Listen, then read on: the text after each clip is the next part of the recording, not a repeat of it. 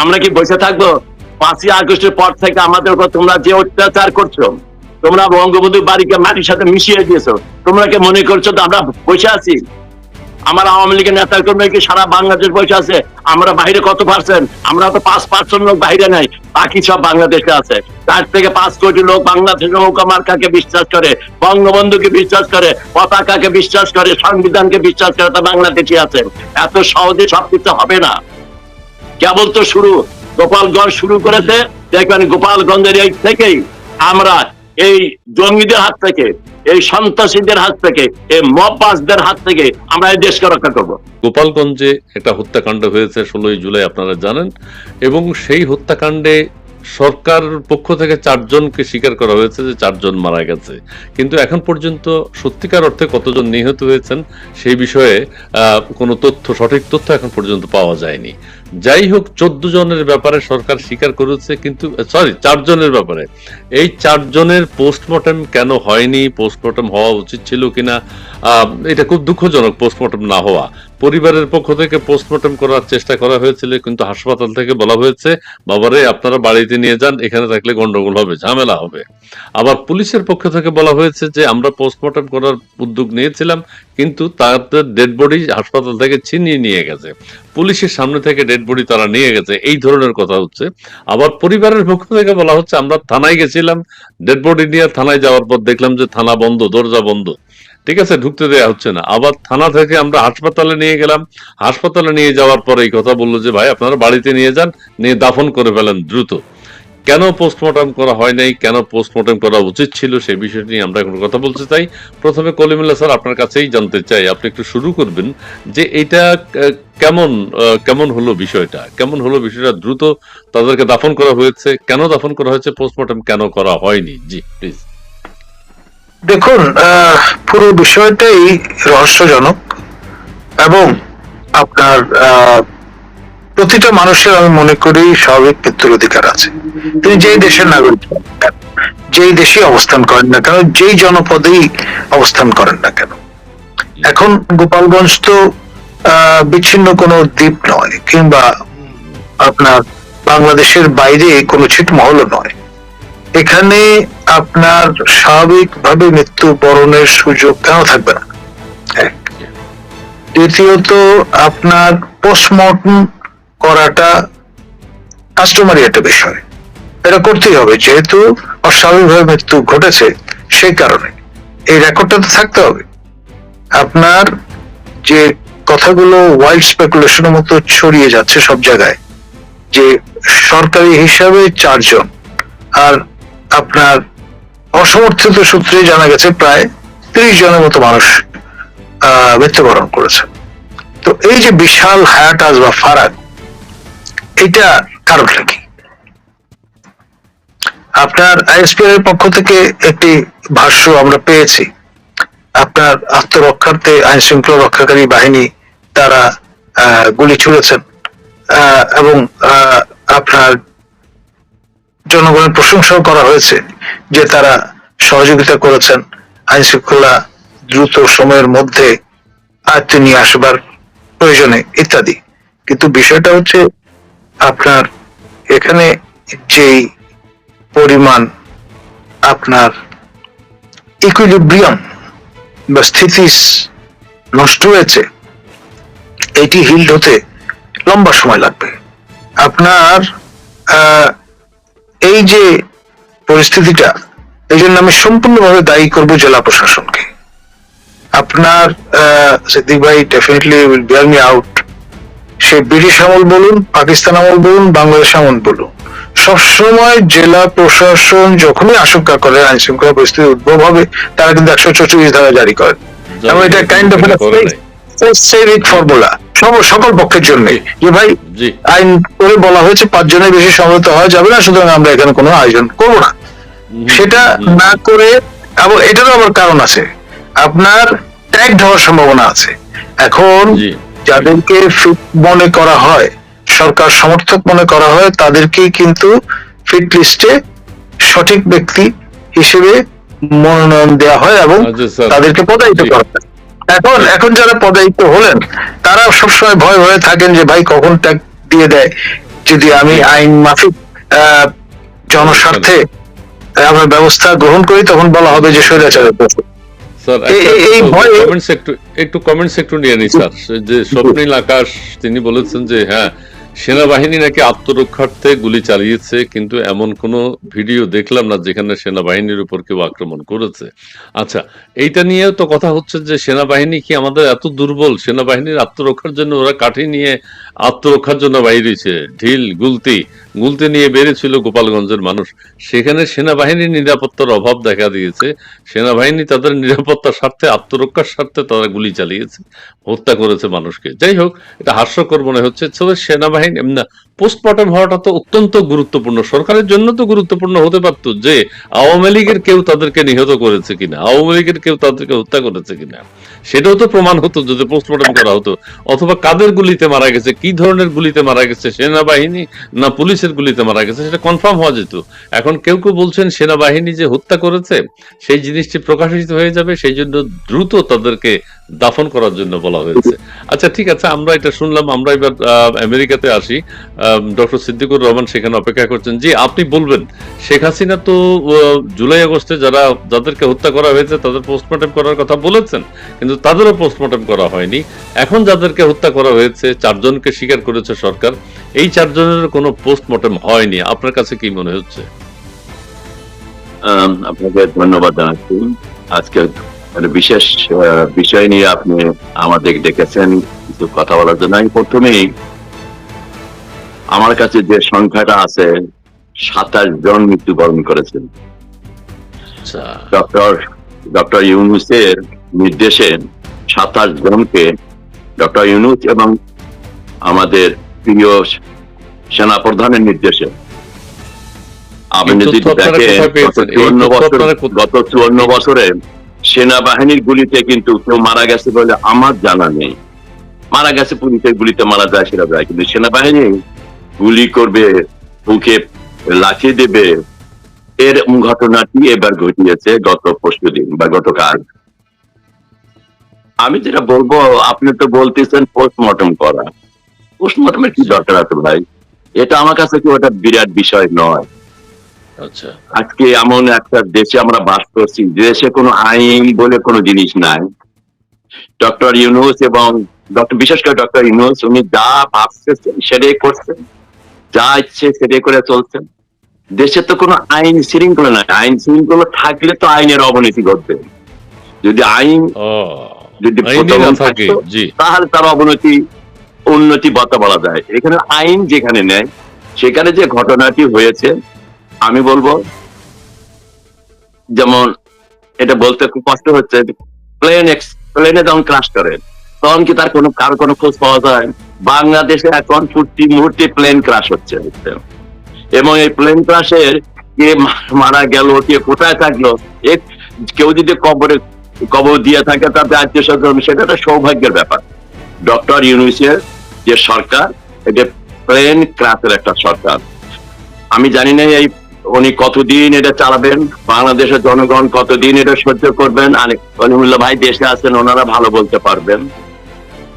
দেখেন, আজকে আমি একটা সাংবাদিক সম্মেলন দেখলাম, সেই আমাদের স্বরাষ্ট্রমন্ত্রী যেভাবে কথা বলে, এটা কোনো কথা হলো যে আমাদের কাছে কোনো ইনফরমেশন ছিল না, বা যতটুকু ছিল সম্পূর্ণ ছিল না। এত ভয়াবহ হবে, তার এত ভয়াবহ শব্দটা সে ব্যবহার করেছে। তাহলে তুমি 4 জনের মৃত্যুবরণের কথা কেন বলছো? ভয়াবহ মানে সেখানে সাংঘাতিক ভাবে তোমরা গণহত্যা করেছো। তার কারণ গোপালগঞ্জ জাতির জনক বঙ্গবন্ধু শেখ মুজিবের জন্মস্থান। এটা তোমরা সহ্য করতে পারছো না। তোমরা 32 নম্বর বাড়ি থেকে সেনাবাহিনী সামনে রেখে তোমরা মাটির সাথে মিশিয়ে দিয়েছো। এখন বাংলাদেশের যে ঘটনাটি হচ্ছে, কলিমুল্লাহ সাহেব একদিন বলেছেন, বা সামবডি এলস, যে কিসের নির্বাচন? দেশটাকে ডক্টর ইউনূস সাহেব 2টি ভাগে বিভক্ত করেছেন। একটা হলো 71, আর 24। আমির ভাই 71-এ বিশ্বাসী। আমরা যারা 71-এ বিশ্বাসী, তাদের কেউ 24-এ নিয়ে যেতে পারবে না। আজকে যারা 24 নিয়ে একটা নতুন সংবিধান, নতুন নিয়ম, নতুন বাংলাদেশ, এর যে অবস্থাটা হবে, কলিমুল্লাহ ভাই ভালো বলতে পারবে তার তথ্য দিয়ে। আমার জি। বাংলাদেশ এই ৭১-এ ৩০ লক্ষ শহীদের রক্তের বিনিময়ে ২ লক্ষ মা জি। বোনের সম্ভ্রমের বিনিময়ে যে দেশটা আমরা স্বাধীন করেছিলাম, সেই জি। দেশটি আজকে বিশ্বের বিভিন্ন, আফগানিস্তানি বলেন,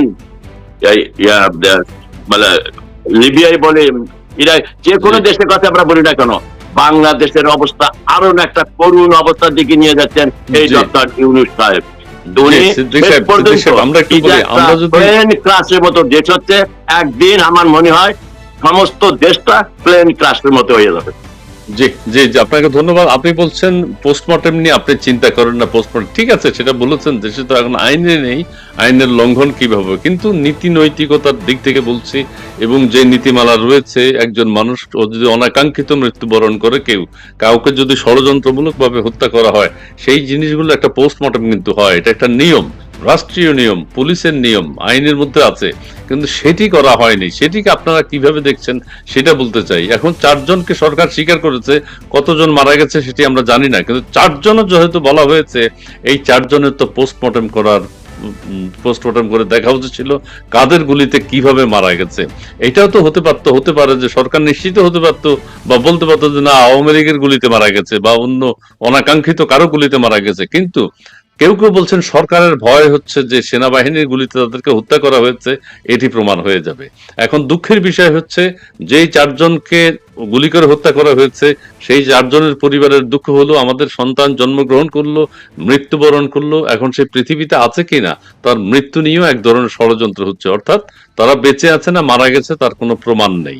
এটা দুঃখজনক। পরিবারের পক্ষ থেকে হাসপাতালে যাওয়া হয়েছে পোস্টমর্টম করানোর জন্য, হাসপাতাল থেকে নিরাপত্তার অভাবে ফিরিয়ে দেওয়া হয়েছে, এটা কেউ বিশ্বাস করবে?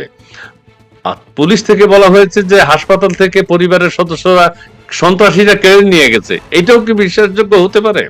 সেটা যদি না হয়, স্যার এখন বলবেন যে আসলে আহ, এটা কি, আমি বুঝতে পারছি না, আপনি কোন আঙ্গিকে একটু বলবেন, আইনের লঙ্ঘন কতটুকু হয়েছে বা এটা কি ব্যত্যয় ঘটেছে কিনা একটু ক্লিয়ার করবেন। দেখুন, সে স্মরণাতীত কাল থেকে আপনার সরকারি প্রেস নোটের যে ভাষা জি আমাদের এই তল্লাটে সবসময় একই রকম ছিল এবং আছে। জি মানে খেয়াল করে দেখবেন, কখনো বলা হয় কিছু বিচ্ছিন্ন ঘটনা, তারপরে দুষ্কৃতকারী, আইন শৃঙ্খলা ভঙ্গকারী, ইত্যাদি ইত্যাদি। তো সেই গদগুলো তো দলিল লেখার মতো সেভাবেই ব্যবহার করা হয়ে থাকে সব সময়। তো তার বাইরে আমরা কেন যেতে পারছি না? এক। জি দ্বিতীয়ত হচ্ছে, এখানে আপনার দুটি বিষয়। একটি হচ্ছে পাবলিক অর্ডার ম্যানেজমেন্ট, যেটি পুলিশের পক্ষ থেকে স্ট্যান্ডার্ড প্রেসি ফলো করে তারা করে থাকেন। আর in aid to civil power হিসেবে যখন ম্যাজিস্ট্রেসি ক্ষমতা নিয়ে সেনাবাহিনী মোতায়েন থাকেন, তারা কিন্তু lender of the last resort. Police fail করে গেলে তখন তারা আপনার এই ভূমিকায় রত হন। এখন আপনার মনে রাখতে হবে, আপনি হিউম্যান রাইটস পার্সপেক্টিভ থেকে যদি দেখেন, আপনার যারা আইন প্রয়োগ করছেন তাদের হিউম্যান রাইটস তাহলে তো এক্সস্টেড। আপনার ৩০,০০০ আপনার সশস্ত্র বাহিনীর সদস্য, তারা প্রতিদিন মাঠে ডিউটি করছেন, আপনার দেশ সময় পরে আবার বেড়াতে ফিরে যাচ্ছেন, আবার নতুন সেট লোকজন আসছেন, এভাবে করে আপনার নির্দিষ্ট একটা সময়ের জন্য হতে পারে, কিন্তু আপনার প্রায় ১ বছর মাঠে আছেন তারা। তো ফলে ন্যূনতম যে শান্তি বিনোদনের দরকার পড়ে একজন মানুষের, সেটির সুযোগ কিন্তু তাদের হচ্ছে না।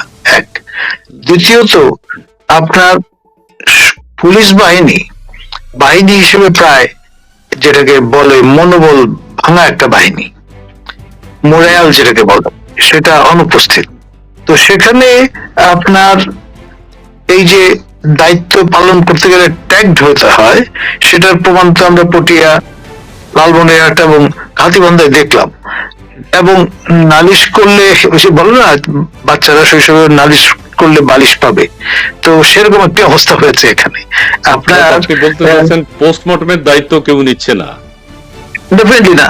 আমি তো যেটা বললাম আপনাকে, শুরুটা কিন্তু সেই ১৪৪ ধারা জারির বিষয়টা, সেটা মানে আপনি যথাসময়ে সঠিক কাজটি না করলে যা হয় তাই হয়েছে। জি এখন জি, আমি এর একটু দায় তো কিছু কেউ এড়াতে comments- পারবে না। জি, কেউ এড়াতে পারবে না। আমি সিদ্দিক সাহেবের কাছে আসবো। আমি একটু কমেন্টস, দর্শক রিকোয়েস্ট করেছে একটু কমেন্টস গুলো পড়েন। যে শেখ ফারহান তিনি বলছেন, আমাদের পররাষ্ট্র নীতি অনুযায়ী কারোর সাথে শত্রুতা নেই, তাই আমাদের দেশে জলপাই বাহিনীর কোনো প্রয়োজনও নেই। হ্যাঁ, জলপাই বাহিনীর হাতে বঙ্গবন্ধুর হত্যার রক্ত লেগে আছে, অনেককেই হত্যা করেছে। এই জলপাই বাহিনীর ব্যাপারে অনেকের অনেক রকম কথা আছে। আমি কমেন্টস গুলো এখন দ্রুত কিভাবে পড়বো। ইয়াশা সাগর, ও মাই গড, ইয়াশা সাগর স্যার, আপনার ইয়াশা আমাদের সাথে যুক্ত হয়েছে কি বাংলা বলতে পারে? আপনার সেনাবাহিনী যে কাজ করলো সেটা আপনি কোনোভাবেই ঢাকতে পারবেন না স্যার, আপনাকে বলছে। পুলিশ যদি সিনিয়রদের অর্ডার বাস্তবায়নের জন্য তাদের দায় নিতে হয়, তবে সেনাবাহিনী কেন নেবে না? জি, আমরা অনেক বলছি সিদ্দিক সাহেব, কথা সিদ্দিক ভাই, নাইস টু সি ইউ, আপনাকে দেখে একদম ভালো লাগছে। আমার অনেক কমেন্টস আসছে, অনেক দর্শক যুক্ত হয়েছেন।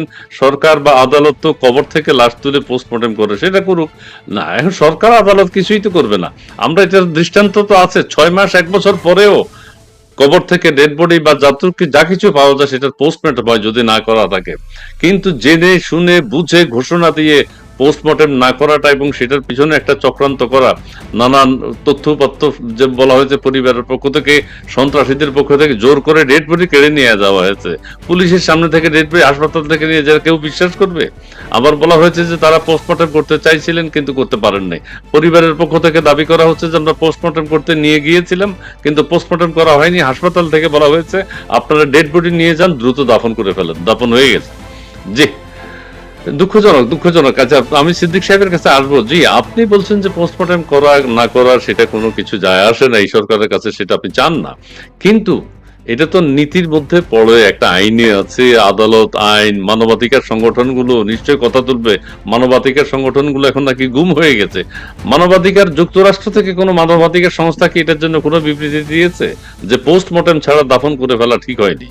সিদ্দিক সাহেব একটু বলবেন প্লিজ। আমি আবারও বলছি, যে দেশে কোনো আইন নেই সে দেশে আপনারা কেন এই জিনিসটা নিয়ে, এরা তো এটা তো তাদের একটা অস্ত্র হিসেবে তার ব্যবহার। কত মানুষ কারা হত্যা করেছে, কত পুলিশ কারা হত্যা করেছে, কত আওয়ামী লীগের নেতা কর্মীদের কারা হত্যা করেছে। এইটা আপনি কি জানেন তাদের কোনো পোস্টমর্টম হয়েছে কিনা, তাদের কোনো খোঁজ খবর পাওয়া গেছে কিনা? পাওয়া যাবে না তো। এটাই হলো ডক্টর ইউনূসের সরকার, এটাই তার আইন, এবং তার সাথে যারা আছে। সবচেয়ে দুর্ভাগ্যের ব্যাপার যেটা, আমাদের সেনা প্রধান 5ই আগস্টে বললেন আমাদের প্রধানমন্ত্রী পদত্যাগ করেছেন, এবং তার আগে উনি ঘোষণা দিলেন আমার সেনাবাহিনী একটা গুলিও ছাড়বে না। সে এবং উনি এটাও বললেন আজ থেকে আর বাংলাদেশে একটা মানুষকে মারবে না, সবার দায়িত্ব উনি নিলেন। এবং আপনারা যে মানুষ, এটা কে বললেন? না সেটা না, আমি সেটা আসতেছি। এবং ওনার সাথে মানুষ মানার কথা, কিন্তু আপনারা তো মানুষ না। ওনার সাথে সপ্তম আকাশ থেকে মহামানব, একেবারে ইনোসেন্ট পার্সন, তার মধ্যে যেমন পাপের কোন নাই, একটা সুবোধ মানুষ আল্লাহ নিজে পাঠিয়ে দিলেন আমাদের 8 তারিখে এই 17 কোটি মানুষের দায়িত্ব নেওয়ার জন্য। নিয়ে উনি কি বললেন, আজ থেকে আমরা এক পরিবার, আমার এক পরিবার। উনি তো সেই এক পরিবার নিয়ে আছেন। আমরা শেষ হয়ে গেল না কি হলাম কোনো দরকার নাই। ওনার গ্রামীণ ব্যাংক এক পরিবার, গ্রামীণ ব্যাংকের যা যা দরকার, যা যা ইউনিভার্সিটি করা দরকার, গ্রামীণ ব্যাংকের যারা অফিসার ছিল তাদের উনি উপদেষ্টা বানিয়েছেন, সচিব বানিয়েছেন, সংস্কার কমিটি বানিয়েছেন। এইটাই তো ওনার কাজ। এখানে তো আমাদের কারো দরকার নেই, অতএব কোন আইনের দরকার নেই। পোস্টমর্টেম কেন? আমরা কি মানুষ নাকি? সত্যি মানুষ তো আমরা মানুষ না। ওনাদের ভাষায়, ওনার সেই রুবেল লরিয়েটের ভাষায় আমরা তো মানুষ না রে ভাই। আমরা যদি মানুষ হতাম, যেভাবে সেনাবাহিনী গত গোপালগঞ্জে যেভাবে হত্যাকাণ্ডটি ঘটিয়েছে, ওনার মুখ থেকে কোন কথা বেরিয়েছে? জননেত্রী শেখ যখন 16 জুলাই যখন 6 জন মৃত্যুবরণ করলো, মাননীয় প্রধানমন্ত্রী কিন্তু মিটিং একটা শোক প্রকাশ করেছে, এবং উনি সঙ্গে সঙ্গে ইনকোয়ারি কমিশন করেছিলেন। উনি আজকে যে 27 জন মানুষ মৃত্যুবরণ করলো গোপালগঞ্জে, তার কারণ কি জানেন? গোপালগঞ্জে ওনার আক্রোশ হয়েছে, তার গোপালগঞ্জের নেতৃত্বে বাংলাদেশ স্বাধীন হয়েছে। অতএব গোপালগঞ্জের মাটি পেরেছে, মাটি পুড়েছে চাষ করবে। That is his intention, that is his plan, and that is what he is going to do. অতএব আপনি যেটা নিয়ে চিন্তা করছেন, আপনি পোস্টমর্টম, ভাই আমার বাবা ভাই মারা গেছে, আমার ছেলে মারা গেছে, আমার বোন মারা গেছে, I don't care about it. তাদের জীবন কেড়ে নেওয়া হয়েছে, তাদের পোস্টমর্টম করলো কি করলো না সেটা না। এখন আমাদের দেখতে হবে, বাংলাদেশ জনগণকে দেখতে হবে, এই ডক্টর ইউনূস যতক্ষণ না পর্যন্ত এই বাংলাদেশের পবিত্র মাটির থেকে, বাংলাদেশের 30 লক্ষ শহীদের রক্তের বাংলাদেশ থেকে তাকে বিচারিত করতে না যাবে, ততক্ষণ পর্যন্ত কোন পোস্টমর্টমে বাংলাদেশ হবে না। বাংলাদেশকে একটা প্লেনের মতো করে এটা কাজ করে সবকে শেষ করে দেবে। That is my comment. শুনেন, আপনাদেরকে গ্রামে গঞ্জে কোথাও থাকতে দেবেন। আমি ডক্টর ইউনূস সাহেবের একটা বক্তব্য শুনাই। আপনারা কি মনে করেছেন আপনারা বাংলাদেশে থাকতে দেন? আপনাদের সাহস তো কম না। আপনাদেরকে সেনাপ্রধান যদি মানুষ মনে করতেন, তাহলে তো তিনি বলছেন মানুষ এবং অমানুষ সবাইকে আমি নিরাপত্তা দিব। উনি তো আপনাদেরকে মানুষ মনে করেন না, উনি সেই জন্য আপনাদের ব্যাপারে কোনো কথা বলেন। আর উনি যে কথাটা বলেছেন উনি সত্য বলেছেন, আমি দায়িত্ব নিলাম। আপনারা বুঝতে ভুল করছেন, আপনারা বুঝতে ভুল করছেন। উনি যে দায়িত্ব নিচ্ছেন সেই দায়িত্ব 11 মাস যাবত উনি করতেছেন, 11 মাস যাবত সেই কাজ উনি করতেছেন। উনি সত্য কথা বলেছেন, কিন্তু আপনারা বুঝেন না। আপনারা বুঝেছেন যে আপনাদের নিরাপত্তা দিবে, আপনাদের নিরাপত্তার কথা তিনি বলেন নাই। শুনেন,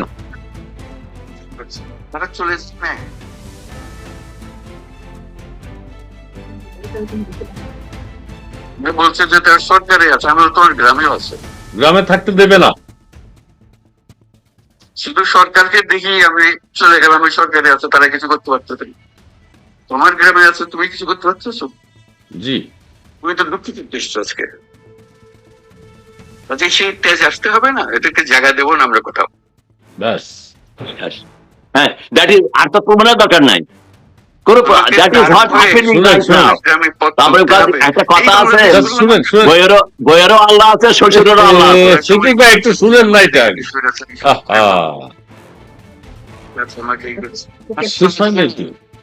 একটু শুনবেন, শুনে মন্তব্য করেন। বলছে যে তার সরকারি আছে, আমরা তোমার গ্রামেও আছে। শুধু সরকারকে দেখি আমি চলে গেলাম, ওই সরকারি আছে তারা কিছু করতে পারতেছে না। তোমার গ্রামে আছে, তুমি কিছু করতে পারতেছো? হ্যাঁ, গ্রামে থাকলে কিছু করতে হবে, আজকে দুঃখ চলবে না। আজকে সেই তেজ আসতে হবে না, এটাকে জায়গা দেবো না আমরা কোথাও। তেজ আসতে হবে।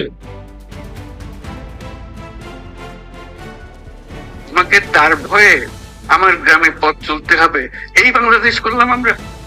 হ্যাঁ, এবার শুনছেন তো, আপনারা গ্রামেও থাকতে পারবেন না, আপনাদেরকে মানুষও মনে করছেন না। উনি তো বলেই দিয়েছেন, কিন্তু আপনারা সেটা বিশ্বাস করেন না, আপনারা মানুষের মতো বাঁচতে চান।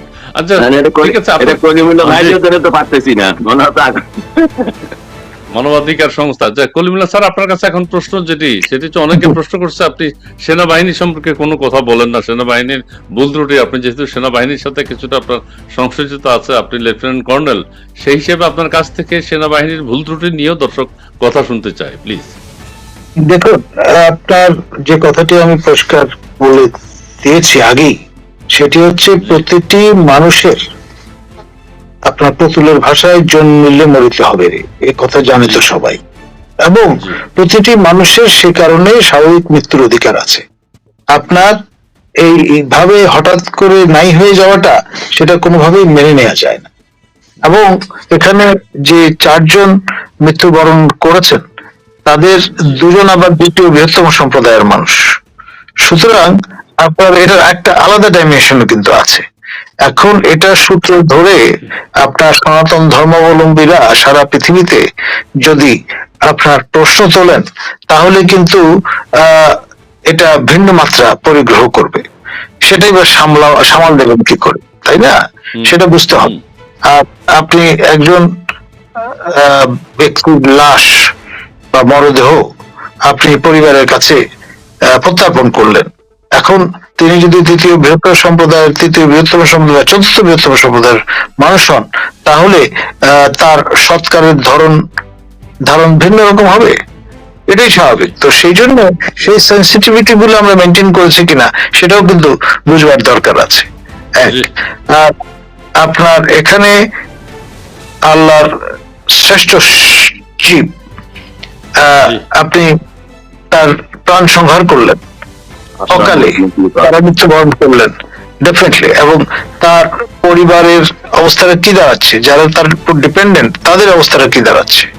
আমি তো দেখলাম একজন নারীর আহাজারি, তিনি বললেন যে আমি আর মা ডাক শুনতে পাবো না।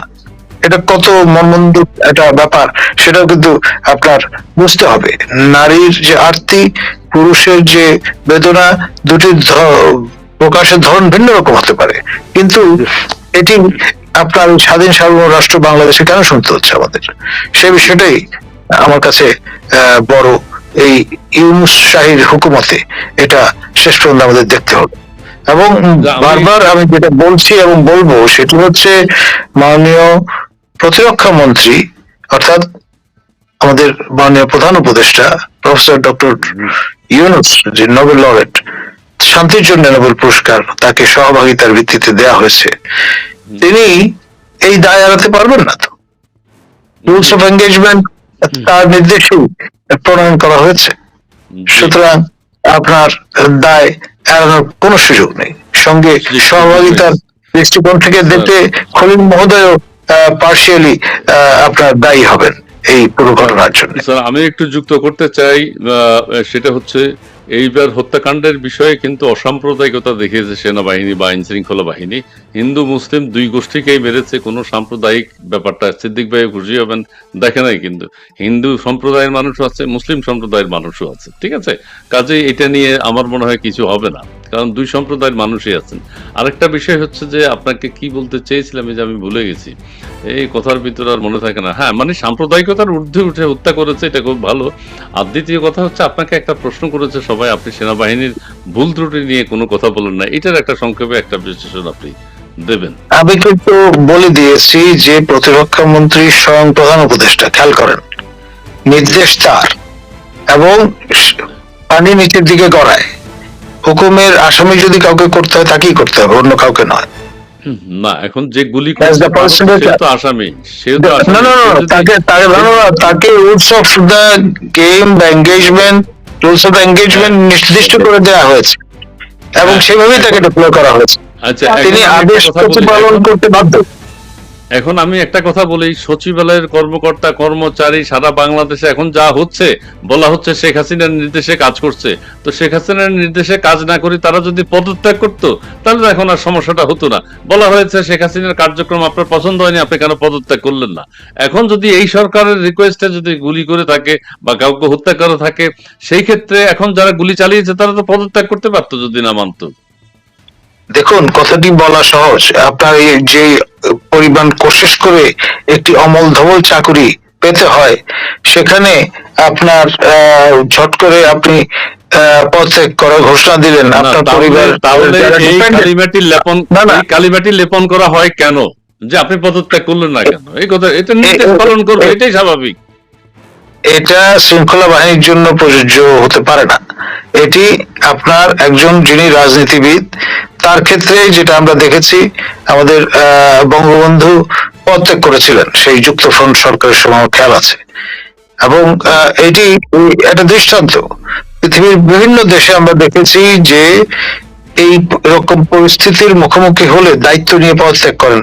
প্রফেসর ইউনূস কি পদত্যাগ করেছেন প্রতিরক্ষা মন্ত্রীর হিসেবে তার সময়কালে যে ঘটনাটি ঘটলো? করেন নাই, তাহলে তোমাকে জবাবদিহি করতে হবে।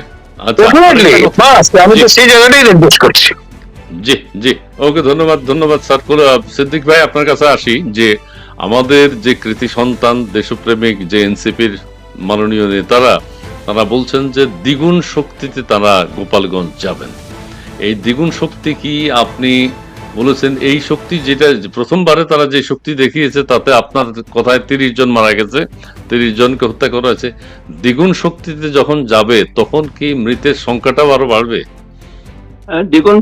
দ্বিগুণ শক্তিতে হিসেবটা সোজা। প্রথম গেছেন ওনারা একা একা গেছেন, দ্বিতীয়বারে ওনারা ডক্টর ইউনূস সাহেবকে সাথে নিয়ে যাবেন, বুঝছেন? ডক্টর ইউনূস সাহেব এবং ওয়াকার সাহেবকে সাথে নিয়ে দ্বিগুণ শক্তি নিয়ে ওখানে যাবেন। যাক, তারপরে দেখা যাবে। না, আমি বলছি যে হত্যাকাণ্ডটাও কি দ্বিগুণ বঙ্গবন্ধুর হবে? জন্মস্থান, হিসাব করে যেতে হবে, ওখানে হিসাব করে যেতে হবে। এরশাদ সরকার যেতে পারে নাই, জিয়াউর রহমান সাহেব কিন্তু ওখানে মিটিং করতে পারেননি। এটা হলো সেই গোপালগঞ্জ। জি। ওখান এখন দেখলেন তো সেনাবাহিনী, যেহেতু সেনাবাহিনী ইমরান ইমরান ইমরান মানুষগুলো হোসেন মেরেছে, ভাই, সিদ্দিক ভাই সেনাবাহিনী একটু কি একটু করলো? থামাই, সিদ্দিক ভাই সেনাবাহিনী একটু থামাই না, সেনাবাহিনীর যানবাহনে সিদ্দিক ভাই একটু বলতে দেন কিভাবে, না আমার। না না শুনেন, সেনাবাহিনীর না না না, আমি যানবাহনে, একটা কমেন্টস পড়তে চাই। আচ্ছা পরে কমেন্টস পড়তে চাই। আরমান হোসেনকে একটা কথা বলতে চাই, সুন্দর লিখেছেন আপনি, আপনাকে অনেক ধন্যবাদ। আপনি এটা নিয়ে চর্চা করুন এবং এরকম আরো কে কে আছে খুঁজে বের করুন। আপনাকে আপনি এগিয়ে যান, আপনার ভাষা খুবই সুন্দর হয়েছে, বই পুস্তকে এটা পড়ে থাকলে খুবই ভালো কথা। আপনার পাঠ্যসূচিতে যদি এগুলো থেকে থাকে, সেই জন্য আপনাকে অনেক ধন্যবাদ জানাচ্ছি। আপনি সঠিক তথ্য শিখেছেন, সঠিক উপাত্ত আপনি উপস্থাপন করেছেন। জি, এবার বলেন, একটু থামাইলে থাইমেন, জি মাঝে মধ্যে, জি। আচ্ছা আচ্ছা, আমি কথাটা বুঝতে পারলাম না, এটা কি আমাকে বলেছে? না না না, আপনাকে কিছু বলে নাই, আমি এমনি বলছি আর কি। আচ্ছা আপনি আচ্ছা, বলেন। আচ্ছা। জি না, আমি যেটা বলতেছিলাম যেটা হলো যে গোপালগঞ্জ, আপনি বলছেন তারা দ্বিগুণ শক্তি নিয়ে গোপালগঞ্জে যাবে। দ্বিগুণ আমি তো শক্তি দিয়ে দ্বিগুণ যাবে। শক্তির ডেফিনেশনটা দিলাম, যে দ্বিগুণ শক্তিটা কেমন, কনফিগারেশনটা কেমন হবে, এবং সাথে সাথে যেটা বললাম যে 54 বছরে বাংলাদেশে জিয়াউর রহমান সাহেব কিন্তু গোপালগঞ্জে যায়নি, এবং ইশরাক সাহেব গোপালগঞ্জে মিটিং করতে পারেন না। আর না, অনেকে চাইলে এটা কি আলাপ আলোচনা করতেছেন। এটা কি আপনাদের সাফল্য মনে অনেকে করেন? এটা কিন্তু ডক্টর ইউনূস সাহেব ইচ্ছে করে ঘটনাটি ঘটিয়েছেন। তার কারণ ওই যে ফেব্রুয়ারিতে যে নির্বাচন দেওয়ার যে চাপটা শুরু হয়েছে তারেক সাহেবের কাছ থেকে, এখন এখান জি। থেকে তো একটা পথ বের করতে হবে। সেই একটা পথ হিসেবে ওনার সেই চিলড্রেন গুলোকে, ওনার যে দল, এবং আমি একটু মনে করি যে হয়তো কলমুল ভাই মনে করবেন, আমাদের যে মহিলা যে উপদেষ্টা উনি আছেন, উনি কিন্তু বলছেন যে এই সমস্ত ব্যাপারে সরকার বা সরকারি দল কোনো অবস্থাতেই যুক্ত ছিল না। তার মানে সরকারি দল মানে ওই চিলড্রেন যে দলটা। তো এখন যে চিলড্রেন দল থেকে পাঠিয়েছে, কিভাবে পাঠালো গোপালগঞ্জে, যে মার্চ টু গোপালগঞ্জ। কেন 17টা ডিস্ট্রিক্টে তারা সভা সমিতি করলো, সেখানে মার্চ টু বললো না, গোপালগঞ্জে কেন বলা হলো মার্চ টু গোপালগঞ্জ? আমরা সে খবরটা পেয়েছিলাম, অনেকেই পেয়েছিলাম। উদ্দেশ্য কি ছিল সেটা আমরা জানতাম।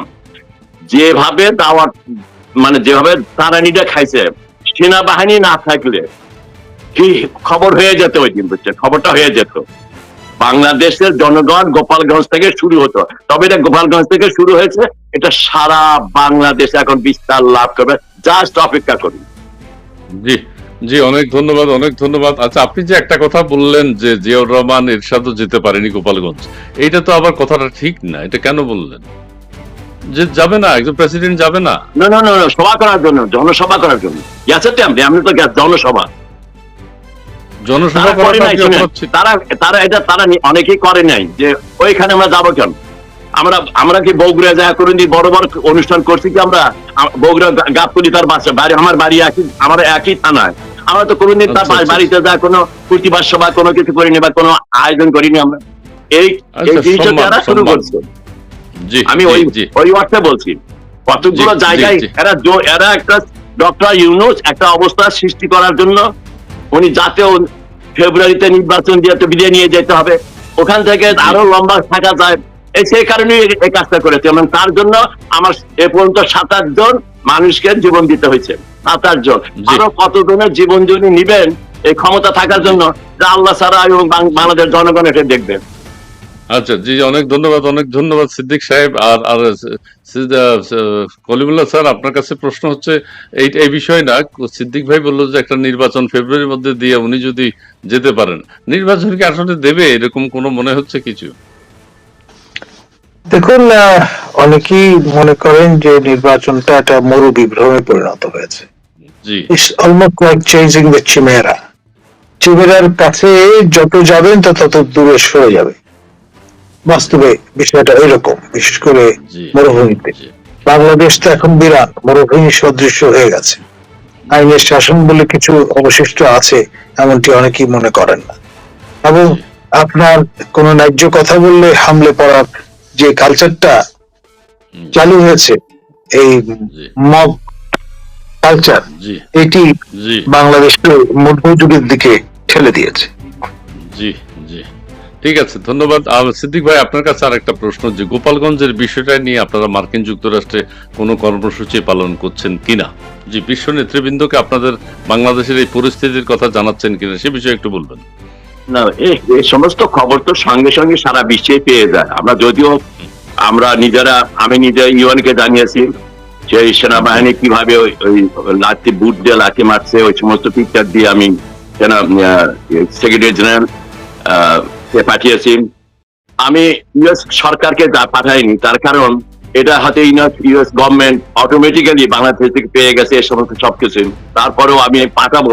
আমি অনেকগুলো ইনফরমেশন পেয়েছি, 7-8 জনের আমি নাম্বার, টেলিফোন নাম্বার চেয়েছি এবং তাদের ঠিকানাগুলো চেয়েছি। কিছুদিন আগে আমাদের সাথে কথা হয়েছে, এই সব পেলে আমরা সেটা করব। এবং গতকাল আমরা প্রতিবাদ সবাই, প্রতিবাদ না, আমরা বিক্ষোভ করেছি। কার কাছে বিচার চাবো? বিচার চাওয়ার তো একমাত্র সর্বশক্তি মানে আল্লাহ ছাড়া আমাদের আর কারো কাছে বিচার চাওয়ার আর কোনো জায়গা নেই বাংলাদেশে। সেটা না, বিচার চাওয়া না, এমনি কোনো কর্মসূচি আছে কিনা গোপালগঞ্জের লোকজন বা আপনারা বা আজকে গোপালগঞ্জের বাসীরা, যেহেতু গোপালগঞ্জের বাসীরা রক্ত দিয়েছেন, আজকে গোপালগঞ্জের বাসীরা বিশ্বের রাজধানী নিউ ইয়র্কে জ্যাকসন হাইটে আজকের বিশাল বিক্ষোভ সমাবেশ এবং শোক সমাবেশ হবে এবং সেখানে আমন্ত্রণ জানিয়েছে। সর্বোপরি এর সবাই কিন্তু সব ক্ষেত্রে যে 5ই আগস্টের পরে যে ঘটনা হয়েছে, জি, কাল গোপালগঞ্জের যে ঘটনা ঘটলো, এটা কি দেশটা আমার আজ কোন দিকে? ইউনুস সাহেব 5ই আগস্টের পর থেকে বাংলাদেশে যে মব, আমাদের কালমুল সাহেব বলে যে মব কালচার দিয়ে বাংলাদেশের, এখানে তো মব কালচারই হয়েছে। ওখানে তুমি একটা মিটিং যেরকম একটা মিটিং দিয়েছো, সেখানে কিভাবে হচ্ছে তাদের কাছে নাকি কোনো খবর নাই। আমরা কি বসে থাকবো? 5ই আগস্টের পর থেকে আমাদের উপর তোমরা যে অত্যাচার করছো, তোমরা বঙ্গবন্ধুর বাড়িকে মাটির সাথে মিশিয়ে দিয়েছো, তোমরা কি মনে করছো তো আমরা বসে আছি? আমার আওয়ামী লীগের নেতার কর্মী কি সারা বাংলাদেশ বসে আছে? আমরা বাইরে কত পার্সেন্ট? আমরা তো 5% লোক বাইরে নাই, বাকি সব বাংলাদেশে আছে। 4 থেকে 5 কোটি লোক বাংলাদেশের নৌকা মার্কাকে বিশ্বাস করে, বঙ্গবন্ধুকে বিশ্বাস করে, পতাকাকে বিশ্বাস করে, সংবিধানকে বিশ্বাস করে, তা বাংলাদেশে আছে। এত সহজে সবকিছু হবে না, কেবল তো শুরু। গোপালগঞ্জ শুরু করেছে, দেখবেন গোপালগঞ্জের এই থেকেই আমরা এই জঙ্গিদের হাত থেকে, এই সন্ত্রাসীদের হাত থেকে, এই মববাজদের হাত থেকে আমরা এই দেশকে রক্ষা করবো। জি, অনেক ধন্যবাদ, অনেক ধন্যবাদ। আমরা আর বেশি লম্বা করি না স্যার। অনেকে বলছেন কমেন্টস পড়তে, আমি আসলে ডোনাল্ড ট্রাম্পের সাথে আপনাদের লবিস্টটা কি করে, যে আলেকজান্ডার জেমস কার্টার, মনোয়ারা বিশ্বাস, তিনি বলছেন জ্যাকসন হাইটসে কবে প্রতিবাদ হবে? জি, কবে প্রতিবাদ হবে একটু বলবেন, কবে? আজকে সন্ধ্যা 8টায়। আজকে সন্ধ্যা 8টায়, হ্যাঁ, এটা টাইমটা বলে, আজকে সন্ধ্যা 8টায় জ্যাকসন হাইটে। Abdul Haq, army is running the country Bangladesh. ওর বাবার ইংরেজি ঝামেলা হয়। জামাত বললে মুক্তিযোদ্ধা, হা হা হা। অনেকে আসছেন, অনেক কমেন্টস আসছে স্যার, আমি পড়তে পারবো না আসলে। ধন্যবাদ প্রিয় দর্শক, আপনারা যুক্ত হয়েছেন এবং আপনাদের মতামত জানাচ্ছেন। এই যে আমি আমেরিকার দালাল, কলিমুল্লাহ স্যার, আপনার কাছে প্রশ্ন, একটা সহজ প্রশ্ন, সরলভাবে উত্তর আশা করি। সেনাবাহিনী এখন জঙ্গিদের পাহারাদার হিসেবে স্বীকৃতি পেয়েছে, এই কথাটা শুনতে আপনার কাছে কেমন লাগছে? যেহেতু আপনি আগে সেনাবাহিনীতে ছিলেন, আগে ছিলেন না মানে ওনার একটা উপাধি আছে, উনি এটার সাথে ওতপ্রোতভাবে জড়িত, এই বিষয়ে আপনার মতামত একটু জানতে চান। ঠিক আছে, আমরা এটা অস্পষ্টতা ফয়সালা করে দেওয়া ভালো। আমি আমাদের বাংলাদেশ ন্যাশনাল ক্যাডেট কোরের সেনা শাখার একজন কমিশন অফিসার, আমি লেফটেন্যান্ট কর্নেল, ব্যাটালিয়ন কমান্ডার। আমি সরাসরি সশস্ত্র বাহিনীর সঙ্গে যুক্ত নই। আমাদের এই কোর্টটি ব্রিটিশ আমলে গঠিত হয়েছে, ইউটিসি বলা হতো। পরবর্তীতে আপনার বাংলাদেশ ন্যাশনাল ক্যাডেট কোর পরিগ্রহ করেছে, মাঝখানে টেরিটরিয়াল ফোর্স হিসেবে পরিচয় ছিল। ধন্যবাদ। ওকে ওকে ওকে ওকে স্যার, আপনাকেও ধন্যবাদ। ডক্টর সিদ্দিকুর রহমান, আপনাকেও ধন্যবাদ। আপনাদের কর্মসূচি কথা বলে আপনি কর্মসূচি পালন, কেউ কথা বলে, আপনি কর্মসূচি পালন করুন। স্যার আপনাকে অনেক ধন্যবাদ জানাচ্ছি। ডক্টর সিদ্দিকুর রহমান, আপনাকে অনেক ধন্যবাদ এবং আপনিও যুক্ত হয়েছেন। আপনাদের রাত 8টায় জ্যাকসন হাইটসের যে প্রোগ্রামটা আছে সেটি সফল হোক, সার্থক হোক, সুন্দর হোক। তবে কিছু বলবেন আর? কলিমুল্লাহ ভাই আছেন না একটু নিউ ইয়র্কে? আমরা তো যেতে পারছি জি, না, আসবেন আপনার ইনশাআল্লাহ। ঢাকায় তো আমরা যেতে পারতেছি না। ইনশাআল্লাহ ইনশাআল্লাহ আসেন, আমরা- আপনাকে নিয়ে জ্যাকসন হাইটে একটা সভা করতে চাই। Thank আপনারা you, বললে thank উনি you. আসবেন। আসবেন। আমি এসছি Okay. আগে মার্কিন যুক্তরাষ্ট্রে, জ্যাকসন হাইটেও দিয়েছি। জি জি জি, আমরা আজকে যে জন্য একত্রিত হয়েছি সেটা হচ্ছে আসলে অনাকাঙ্ক্ষিত কোনো মৃত্যু যদি ঘটে থাকে, কারো দ্বারা যদি কেউ হত্যাকাণ্ডের শিকার হন, সেই ক্ষেত্রে পোস্টমর্টেম মাস্ট মাস্ট মাস্ট। কেন মারা গেলেন, আইন শৃঙ্খলা বাহিনী বা আদালত তথ্য প্রমাণ উপস্থিত করতে পোস্টমর্টেম খুবই গুরুত্বপূর্ণ ভূমিকা পালন করে। কিন্তু আমরা দেখেছি পরিকল্পিতভাবে গোপালগঞ্জে নিরীহ নিরস্ত্র মানুষ যাদেরকে হত্যা করা হয়েছে তাদের পোস্টমর্টেম করা হয়নি, ষড়যন্ত্রমূলকভাবে বলা হয়েছে তোমরা তাড়াতাড়ি তাদেরকে দাফন করে ফেলো। এইটা কোনো সভ্য দেশে হতে পারে না বা হয় না। আচ্ছা, যাই হোক, এটি কিন্তু এখন আমাদের মানবাধিকার সংস্থার যেগুলো আছে তারাও কিন্তু মুখ বন্ধ করে আছে, তারা বিষয়টি দেখছেন না, অথবা তারা গুম হয়েছেন না আছেন, তারা কি বাংলাদেশে অবস্থান করছেন, সেই বিষয়টি নিয়ে সবার মধ্যে সন্দেহ দেখা দিয়েছে। যাই, গোপালগঞ্জে শান্তি আসুক, গোপালগঞ্জ না, জ্বলছে। এখানে একটা বিষয় বলে রাখা ভালো, আমাদের দেশের সবচেয়ে উচ্চকিত আপনার মানবাধিকার কর্মী অ্যাডভোকেট আদিলুর রহমান খান শুভ্র, জি, তিনি যেহেতু ভালো এখন কথা। সরকারে আছেন, মুখে কুলু পেটে ফেলেছেন, কারণ প্রোটোকল হয়তো পারমিট করছে না, আর না হলে তাকে পদত্যাগ করে এই ডিফেন্ডার অফ হিউম্যান রাইটস হিসেবে ভূমিকা পালন করতে হবে। একসঙ্গে দুটি কাজ তো করা যাবে না। ও আচ্ছা আচ্ছা আচ্ছা, এখানে একটা গুরুত্বপূর্ণ পয়েন্ট বলেছেন। এখন আমিও দুই একটা কথা বলতে হয়। আসলে এই বর্তমান অন্তর্বর্তীকালীন সরকার মানবাধিকার বা পরিবেশ, বিভিন্ন বিষয়, ইলেকশন নিয়ে যারা কথা বলতেন, সবাইকে তো উপদেষ্টা বানিয়ে ফেলছে। সবাই, আমাদের ব্রিগেডিয়ার সাখাওয়াত হোসেন উনি উপদেষ্টা হয়ে গেছেন, উনি এখনো নির্বাচন নিয়ে যে 20 বছর আমাদেরকে জ্ঞান দিয়েছেন, নির্বাচন, অনেস্টি, সংবিধান, এগুলো এখন বদিউল আলম মজুমদার সাহেব এখন বিরাট পোস্টে চলে গেছেন, উনিও কোনো কথা বলতে পারছেন না, সুজন সম্পাদক। আসিফ নজরুল সাহেব উপদেষ্টা হয়ে গেছেন, তিনিও এখন আর 26 লক্ষ টাকা হত্যাকাণ্ড বাসে চলা নিয়ে কোনো কথা বলতে পারছেন না। বেলার রেজওয়ানা হাসান, তিনিও কোনো কথা বলতে পারছেন। আয় হায়, আমাদের অধিকারের যে আদিলুর রহমান সাহেব, তিনিও তো কোনো এই জন্য কোনো কথা হচ্ছে না আসলে বাংলাদেশ। অধিকারের সভাপতি বা সম্মানীয় সভাপতি এবং সাধারণ সম্পাদক দুজনেই কিন্তু দুজনেই এখন মন্ত্রী মর্যাদায় উপদেষ্টা। জি, উপদেষ্টা। আচ্ছা আচ্ছা, দুজনই উপদেষ্টা হয়ে গেছেন এখন। আর ইউনূস সাহেব তো বলতেই পারবেন না, উনি তো প্রধান উপদেষ্টা, so উনি তো কোনো অধিকারের বক্তব্য বলেননি। সভাপতি আপনার আমাদের হাসান আরিফ প্রয়াত, তিনি মৃত্যুবরণ করার পরে আরেকজন সভাপতি উপদেষ্টা হয়ে গেছেন, মানে ওটা দুটো। জি জি, তাহলে ভালো ভালো চলতেই চলবে। আছে, চলতে অধিকার।